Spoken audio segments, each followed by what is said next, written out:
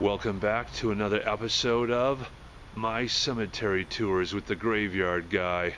And I'm your host and local paranormal investigator, Mark Lynn. And we're still here in Hollis, New Hampshire at another location.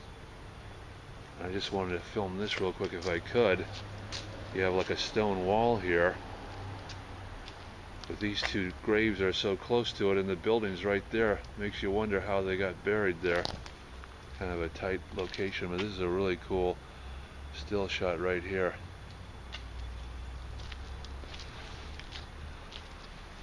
Yeah, this one I believe is called Churchyard Cemetery. It's right next door to like the public library. Again, here in Hollis, New Hampshire. I don't know if I can get that out because that sign is kind of dark. I want to get the shot right here with the church and the cemetery behind it. That's a really cool shot right there. And you know what this reminds me of? This almost reminds me of Sleepy Hollow, New York, where you have the Dutch church. A similar scene, and behind there, behind the Dutch church, you got the cemetery. Very similar. Like back in the day, towns used to do this. They would have a church, and right behind the church would be a churchyard cemetery like this.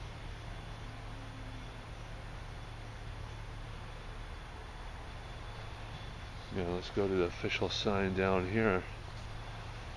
And we got right here, if I can get it in, Church Cemetery, established 1743. It's like 33 years before our country would become the United States of America. That's pretty cool. And I think even Hollis, New Hampshire was founded in 1746, so this cemetery in 1743 was even before this was Hollis, New Hampshire. Well, I want to get something real quick here. And this one says, yeah, you can barely see it, but cemetery closed, dusk till dawn. And I just want to get this real quick. This is kind of cool. Like you got the rock wall there, but then you got this gate that's open on both sides. That's kind of cool. Well, let's go through the gate.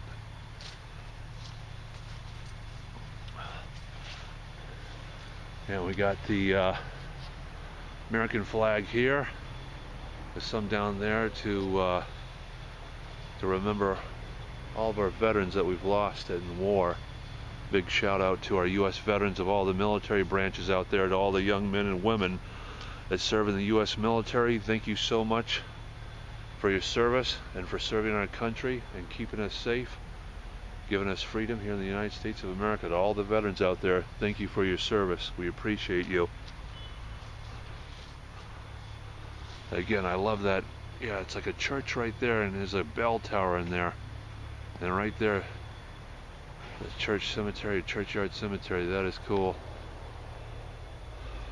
There's a mother and kids coming out from the Hollis, New Hampshire Public Library, so I'm not going to turn around right now. But I will once they're gone, because maybe they don't want to be on video.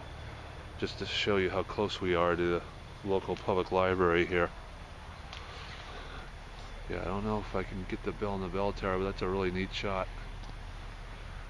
Alright, right here, next door, this building, that's the Hollis, New Hampshire Public Library. And again, a big shout out to the ladies there that helped me find Pine Hill Cemetery, or Blood Cemetery, today. Without them, I wouldn't have been able to find it. So thank you to the ladies of Hollis, New Hampshire Public Library for your help today. Might end up going to load my videos and episodes there today, and I might even get them a coffee at Dunkin' Donuts to say thank you for your help today, ladies. Much appreciated. And again, always support your local New Hampshire Public Library, and wherever you live in this country or wherever you live in the world, always support your local public library. Because again, not everybody has GPS on their cell phones. And not everybody's addicted to their cell phones, and sometimes you need to get directions the old-fashioned way, either online through MapQuest or through your local New Hampshire Public Library, like I did today. Now check out these stones. It's too bad that one's broken, that stinks. But this one right here, like, and the building's right there, so close. So that's kind of cool. I don't know where this came from. It's kind of just sitting there.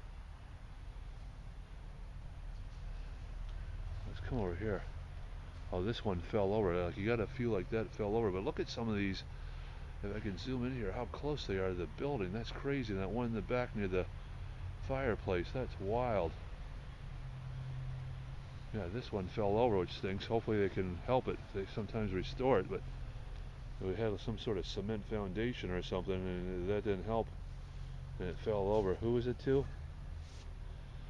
Mrs. Anna Powers, relic of Captain Peter Powers. She moved to Hollis, I think, in January 1731 to fulfill woman that came to Hollis to live. It's kind of cool, but hopefully they can fix it. It's too bad it fell over.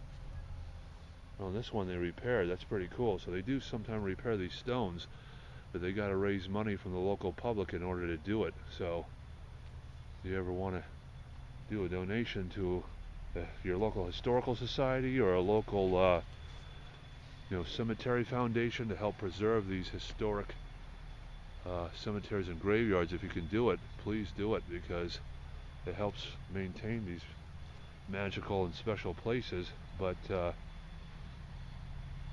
it helps preserve them for future generations to come. And some of these ones are so tall here. Like this one here, Miss Sarah Rideout, died at 46 years old. Died October 28th, 1833, and this stone here, man, this is as tall as me. Sarah Rideout, that name Rideout is a very famous name. That must have been a known family in this area, because they do have a road or a street in Hollis, New Hampshire called Rideout, and this is the family right here. As some of those stones are as tall as me. That's crazy. But yeah, the Rideout family is known here because, again, they have a street or road in Hollis, New Hampshire that's Rideout. So kind of cool. Yeah, I wanted to check out this little stone down here. It looks like a little baby tree that's getting bigger, but maybe family members in the area planted it here. That's really cool. I like that.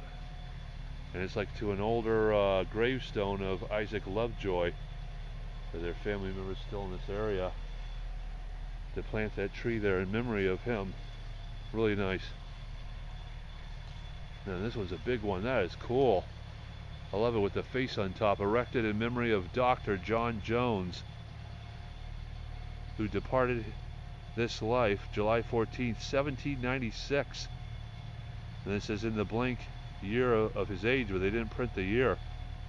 But check out this face, man. It might have been what he once looked like. That is so cool. I love it. And this is maybe like a slate stone. Some are granite stones and some are slate. That is really neat. The American flag there and some flags on the ground again, in memory of all of our veterans who have fallen in war. Again, once again, thank you for your service. We appreciate you. You got some veterans over here. The stone's toppling over, but that is a veteran stone.